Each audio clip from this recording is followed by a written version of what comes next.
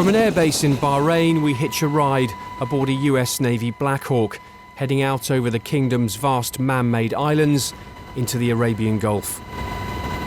We're joining what the Royal Navy calls the Mighty O, the amphibious helicopter landing ship HMS Ocean.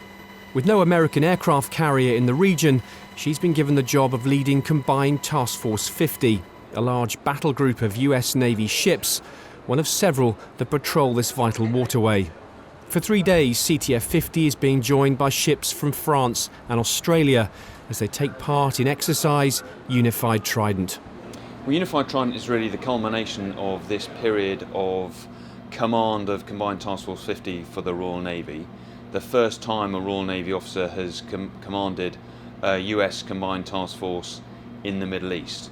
And what we've done is we've brought together almost all the other Combined Task Forces in the 5th Fleet AOR to conduct a 3-day exercise which involves all the warfare environments, subsurface, air and surface. So there's something in it for everyone. We're at Flying Station, sir. Ocean is the Royal Navy's only purpose-built amphibious helicopter landing ship. She's home to a crew of around 400, including an assault squadron of Royal Marines. If needed, she has space for 18 aircraft, 6 on deck and another 12 down below. As well as storing helicopters, the vast hangar also doubles as the ship's gym. On board for Unified Trident are Sea King and Merlin helicopters. Lieutenant Commander Mike Howe is a Fleet Air Arm pilot. His squadron have brought 2 Merlins, 8 aircrew and 45 support staff out to the Gulf from their base at Culdrose. Effectively in the exercise we are the high readiness unit for any and all tasking. The helicopter we have is primarily anti-submarine warfare but also anti-surface warfare, so we're trained in both disciplines and we offer a number of tertiary roles as well, such as search and rescue, helicopter dispatch service, so we can be tasked for a number of operational duties. Our responsibility is to give the ship everything we can in terms of operational capability and readiness to perform any of those tasks, and really to prove our ability to give force protection to HMS Ocean, or certainly thinking ahead to the new Queen Elizabeth class carrier, which is what we're really focused on. 19 ships from the UK, US, Australia and France are taking part in Unified Trident, the exercise designed to test their readiness to deal with both air and surface threats.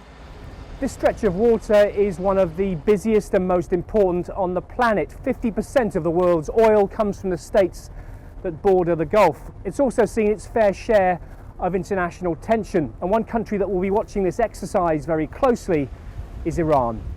Last month, the USS Mahan, one of the ships taking part in this exercise, fired several warning shots at Iranian patrol boats after they reportedly approached at speed and ignored requests to stop. Tehran's also recently test-fired a medium-range ballistic missile, a potential breach of UN resolutions. The accusation in some people's eyes is that this is a show of strength, sabre-rattling for want of a better word, towards Iran, given what's gone on recently. What's your view of that? Yeah, this exercise is in no way connected with any of the geopolitical events that are going on in this region. And we're operating in international waters, yet we know we'll interact with the Iranians because those waters are adjacent to the territorial waters of Iran, and they are sovereign waters, and we fully expect to operate in close proximity with them. For HMS Ocean, this exercise is likely to be one of its last. Next year, she's due to be decommissioned, her role taken on by the new QE-class carriers. For now, though, she remains the Royal Navy's flagship vessel, a relatively small ship with a large array of capabilities, projecting UK power and influence around the world.